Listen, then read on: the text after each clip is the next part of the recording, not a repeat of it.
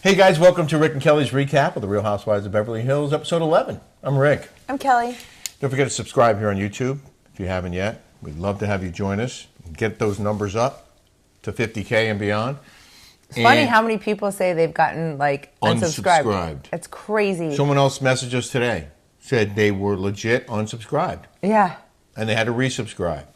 I wish I knew why that was happening and what Maybe we could do. because we talk about politics sometimes in here and they don't like it. But that's not cool. If you But if you were to say things that aligned with what they say, then you're okay. And they give us extra subscribers. Yes. No, I'm just saying, like if you're an anti-Trumper, if you hate Trump, they're not going to do anything. They won't let you unsubscribe.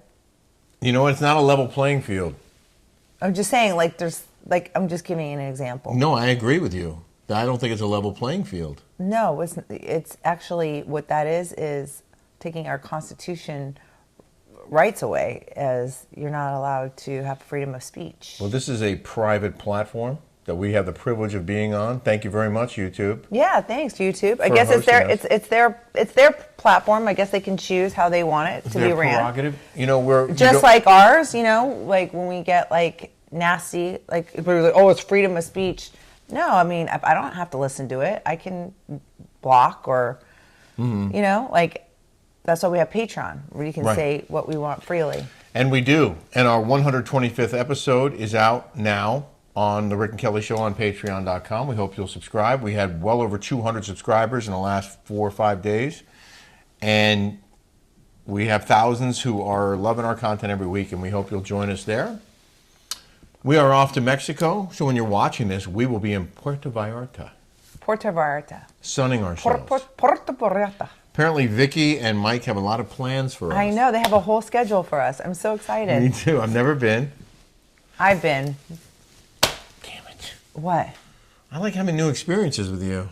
I know, but I've only been once. Okay. Well, this time it'll be more meaningful. Yes. Because we'll be together. Exactly. I don't know if you guys have heard that we have our own swag. We have sweatshirts for the Daily Smash and also for the Rick and Kelly Show on Patreon. So if you're interested, you want to show your colors, rickkellyshow.com. That's the only commercial you will hear from us in this show.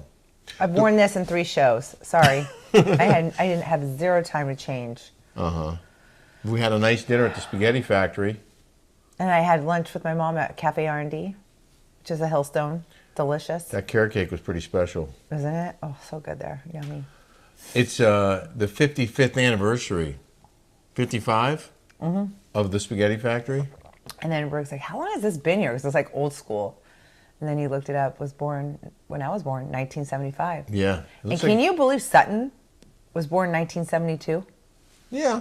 I believe that. I thought she was 70? Yeah. Didn't you? She's only 3 years older than me.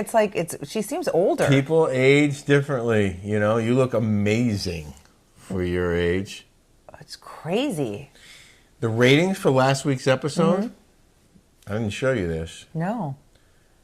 Season high in viewers, 1.1 million, 1,112,000 wow. viewers. 0.24 demo, which isn't huge, but the viewers? Gosh, that's great. And I saw something that said that with the delayed views, which they're now releasing in snippets here and there, they said the premiere of Beverly Hills was the highest rated show, I think they said in Bravo history, or the highest rated premiere in history. With the delayed views over 3 days, I think they got 3 million viewers. Wow. Good for them. So Beverly Hills is doing very well. I mean, that's not what the live numbers are for Orange County. Nope. They're not getting anywhere near 1.1 million. They did when you were on the show. We were wondering if people would be turned off this week because of what happened between Garcelle and Dorit on last week's show. So we're going to... If they're going to pull a Bud Light situation? We're wondering if that's going to happen. But we won't know until next week when the ratings for this show come out. As for I like when you said, when got done watching this, Rick goes, this was a heavy... They tackled a very heavy subject. There was a celebration of life for Kyle's friend who committed suicide. And Sutton's father also committed suicide. And so that's really what the heart of the show was about. This. It was like kind of sad. Yeah. Like, it was really sad. It was kind of depressing. But I did like when they had fun together in Ojai. And they were laughing. It wasn't like the fighting. I mean, it was so much better and so much livelier to see that for me than to see the fighting. Yeah. They all met at Kyle's house, and they got on one of those party buses, and they went to Ojai for the day. Yeah. They went shopping, and then they went to a vineyard. Sutton shared the exciting news about her date with Steve and how well it went. And while we watched with Kelly's mom, Bobby is here. And Bobby looks at Sutton and goes, "Oh, I could never go to bed with that woman." Mom! Mom? I was dying laughing. What? Mom? Bobby. With that chick. She said, I can't see going to bed with that chick. My mom goes, ooh. There she is. How you go, ooh, I could never go to bed with that chick. Huh? No way. Could you go to bed with another woman? No, absolutely. Oh, okay. Well, who would you go to bed with? That was one of the topics of conversation. At the lunch they had at the vineyard, they started asking each other, like, sex questions. And Sutton licked Kyle's toe, and Sutton stuck her tongue in Dorit's mouth. I was dying laughing. I loved that. I loved it. We were all laughing. You had a funny line when Kyle said she doesn't identify with Los Angeles like she used to. And I'm like, yeah, she doesn't, because Los Angeles is a poop. Is a poop? Shoot. Is it? Well, you said shithole. It is a shithole. It's a dump. It's a dump. You know why? Because people vote for the lawlessness. Uh-oh. You went there. No, I'm just saying. It's not the way it used to be. No. Because of politics. It's happening in many big cities across America. Things are not what they should be and could be. That's why she doesn't like That's Los why she Angeles. doesn't like LA, because it's gone downhill. The next question was, would you ever date a woman? And Kyle says, yeah, maybe. Yeah, I probably would. And then my mom's like, adios mio. She's like, Kyle knows that her husband is a philanderer and she's hurt, and you can totally see it. Mm-hmm. I was like, that's what that is. And she can't put up with it anymore. Yeah. And my Because mom's like, she's not dating this Morgan chick. She's just there to promote her. Well, I'm not so sure. I know that is something you've discussed, something that people are speculating about, whether it's just for show, for this show. I think it's just for show. Well, if that's the case, she's really playing it up, because she's like feeding her fruit up with She's an actress, you guys. Uh-huh. She's an actress. Gazingly, and that's what Crystal said. What's hard about this show is that they're all actresses in here. Yeah. So one minute they'll do something, and then the next minute they'll be like, oh, hi, how is it going? Uh-huh. You know, like that? Yeah. They're like that. Like they're, you know. So can you trust anything that they do or say on this show? No. Like that, like Tamara has it all planned out, what's going to happen with Shannon, but then she'll make up with her at the end. Right. So that's what the show is. Conflict resolution. It's the same manufactured BS. That's what that is. Well, all to say in the name of saying this, you know, saving this show. Well, Kyle is definitely playing up the Morgan thing, and so is Bravo. Morgan performs at the Celebration of Life, which she's talented. Later in the show. That girl's talented. She's got a great voice. I mean, Kyle drops everything to go listen to the rehearsal. Yeah. You know, it's like she makes a big show of it. And they were feeding each other. Right, It was like sexual. And then Garcelle goes, this is why rumors get started. Sure. Yeah. Garcelle, speaking of which, cooks for her sons and says she's been slaving over the lasagna. That's what Garcelle said. Okay? I'm sensitive to that. That's a trigger for me. Why? Because Jews were the first slaves? Because Jews were the first slaves. So that triggered me. I just want to let her know that. They had a sex talk. But wait, can we just talk about how beautiful Garcelle's sons are? I mean, those boys are drop dead gorgeous. So you're a fan of her sons? I'm a fan of Garcelle's sons. I think they're They're hot. 15. They're gorgeous.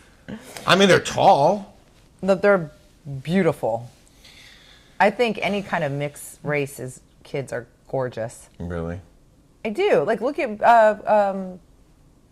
I'm mixed. Crystal's kids are adorable.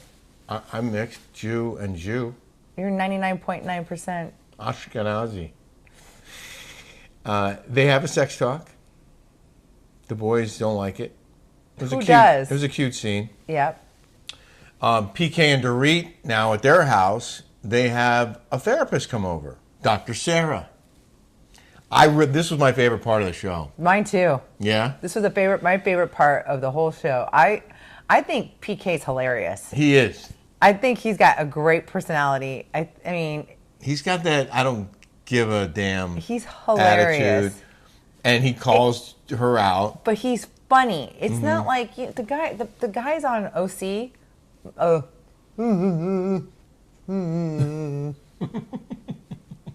Eddie. You didn't have to say who it was. Like everybody knew. Like who you were boring and imitating. boring. It's like milk toast with that Yeah. guy. Like, you know, like all those guys on that show are boring. Gina's the only one that has any kind of personality is Emily's Shane. husband, Shane. He's the Yeah. only one. I like that guy. Yeah. So Dorit says PK was traveling all the time after her break-in. She says that the passes and patience are all used up, and she needs her husband to step up and be there for her. She says that he doesn't understand the severity of her PTSD, and PK is upset because she brought it up at their anniversary dinner. Right. My mom, so the whole thing is like he's kind of like dismissive over her, and she needs attention, she needs love, I mean, we all do. I'm very needy. Luckily, this big guy right here I'm very giving. is very giving. But my mom was watching it and she's like, he's just not into her. Well, And she's hinting at that too. That there's trouble there as well. there's trouble there. They're going to end up in a divorce, mark my words. PK says that there are elements that he understands and things that he doesn't about PTSD. And he says, when does high maintenance blend with PTSD? And then they cut to the scene. I thought this was brilliant. They cut to Dorit in the suite. Bless you. Excuse me. Bless you. Thank you. At this anniversary dinner night at the whatever hotel that was, the Waldorf Astoria. Yeah. And she's like, Not the "Oh, did you-" Waldorf Astoria. The Waldorf, what is it? I don't know. It's The one from Pretty Woman. yeah, that one. It's Whatever not the that- Waldorf Astoria though. And it wasn't the Beverly Hills Hotel. Beverly Wilshire? Yeah, the Beverly Wilshire. That's it. And they showed Dorit like picking out outfits and saying, did you bring the bronzer? I need the bronzer. And he's like, okay.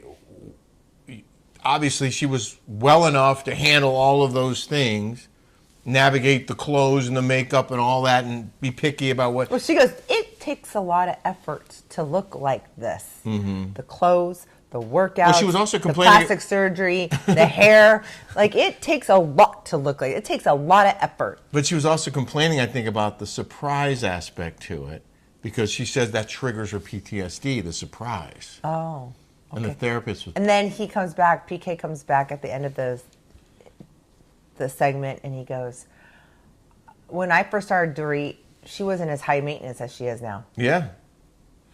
She says she's a new person. She has triggers and needs him to understand that and comfort her, and that he's coming up short. And then he said, sometimes we need to be wrong, and it's a challenge for Dorit to admit it. Yeah.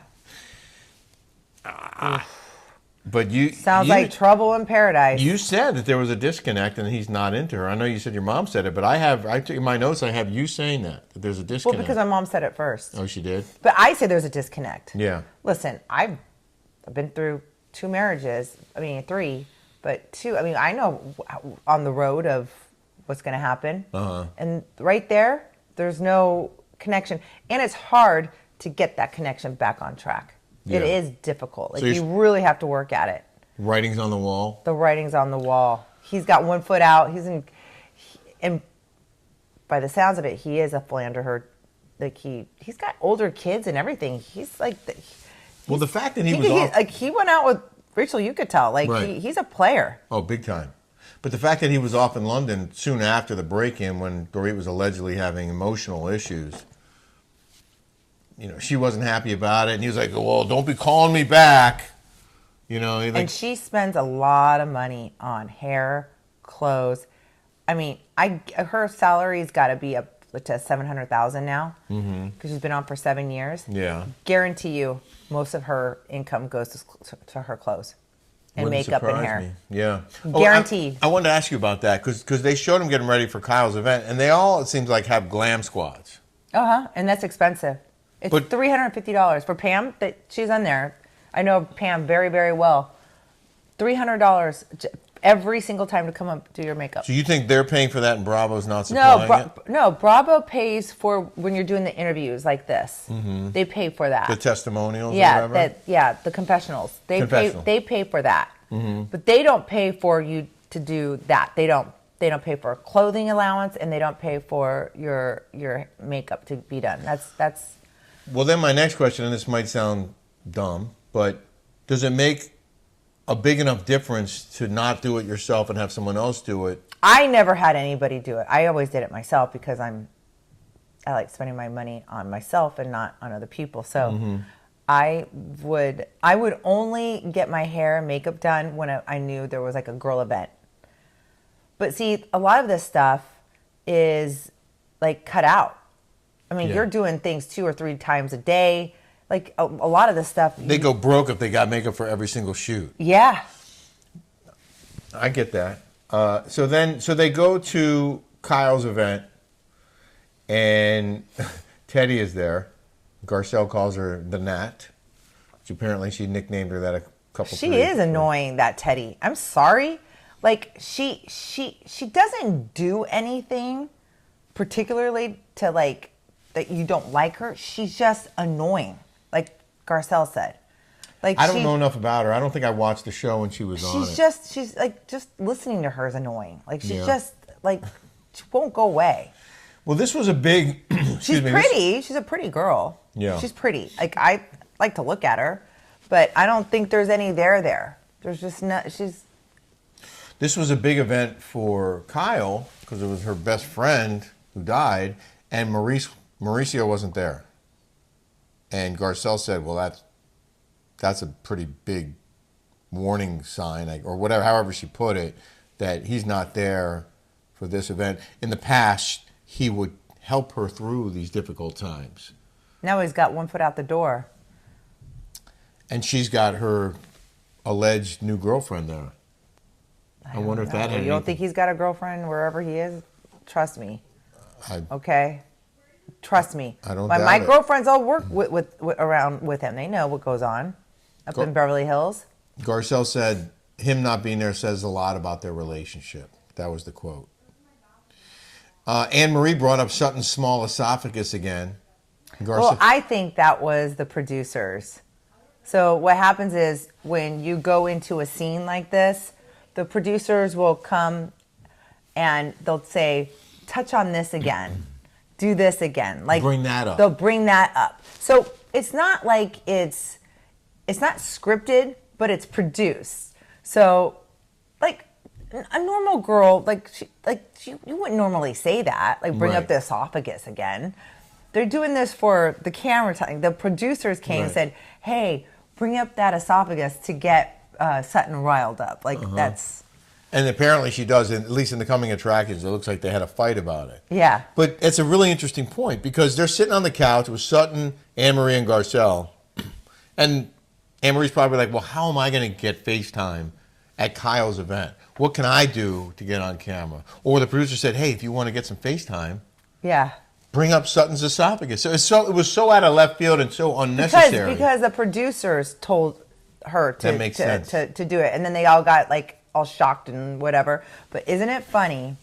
I'm sorry. And I just think that Crystal is a lot like Gina Kirchenheimer. Like they're just filler. Like they're just like filler for the group. I find her to be kind of worthless, just like Gina, right? They just show up. And did you notice how she was holding her coconut water? Yeah, but then they never talked about it or showed it again. Yeah. She walked into Kyle's house carrying a case of her, what we believe to be her water product, her coconut water that they sell at Costco. And I assumed that was because on the bus it'd be like, and here's some of the water that I, like I'm the CEO of this company, finally telling the viewers about it. But nope, that was it. I brought water, and they never showed it again. Isn't that funny that she's got this major freaking water corporation, like big time. She's a CEO, and we have no idea about it. Nobody knows that unless they did the research. They haven't talked about it on this show. Isn't that crazy? Yeah, it is. That might make her a little more interesting. They showed her at work. They showed her running the company. Right. Yeah. If she actually does that. She looks like a kept woman. She looks she like... does. It's just crazy to me how they can edit you to be a certain way, or they can do that. It's just crazy to me. Well, Krista was clearly uncomfortable with the whole conversation about Sutton's esophagus with Anne-Marie and Garcelle. Garcelle said, "Why do you care?" And Anne-Marie said, "Because I'm in healthcare." And it's just like, okay. But Crystal didn't like any of it because I guess she's had her own challenges with an eating disorder. Sutton talked about how her dad's suicide. But that Anne-Marie comes off pretty smart. She's bright. Oh, I like her. I do too. I like her a lot. But you can see that she's smarter and can outwit and outtalk Sutton. Yeah. But Sutton, this was a tough event for her because her dad apparently committed suicide when he was 62, and she talked about that. Sad. And then at the event, Garcelle walks up to her and goes, "Oh, Anne-Marie's coming for you about your esophagus." And Sutton's like, "Well, she better not do it here because, this event means a lot to me." And apparently she did. So I'm actually looking forward to next week Me too. to see that face-off. Then there was the scene with Kyle feeding Morgan fruit off the stick. What do you think of Kyle's speech? So Kyle goes up and she does a speech on behalf of her friend that killed herself. And I just found it so sad because the girl her best friend that killed herself, they show the mother, they show her daughters. And it kind of makes you wonder, like, how do you kill yourself when you have Children? Well, I don't know. Obviously, she had mental health issues, but it's so sad. Oh my God! When you asked me about what I thought of her speech, I will say that I was kind of surprised as she's an actress and on TV every week, very comfortable, should be in front of the cameras filming. I understand that this was a sensitive subject for her, but why not just speak from the heart about this woman and what she meant to you? She had a page of notes, and she was reading off of them and telling a little anecdote, reading from her page. Again, I hate to be a jerk here, and maybe she was just so nervous and so anxious about it, she had to write it down. But for any of you who have a speech coming up, you're going to give a talk. Go to Toastmasters. From the heart. You can have some bullet points, go through it, rehearse it a few times, but just speak from the heart. Tell those stories without looking down and reading the whole time. Make eye contact with the people in the group. Engage them. That was like my cousin Gina when I first got married when I was 25. She had a piece of paper, and she's like, Kelly and I grew up together, and I love her very much, and we had such a great childhood together. And I was like... Well, I gave a very disappointing speech at my sister's wedding. Did you? Yeah, and she said to me after the fact, I was kind of surprised. Your speech was kind of lame.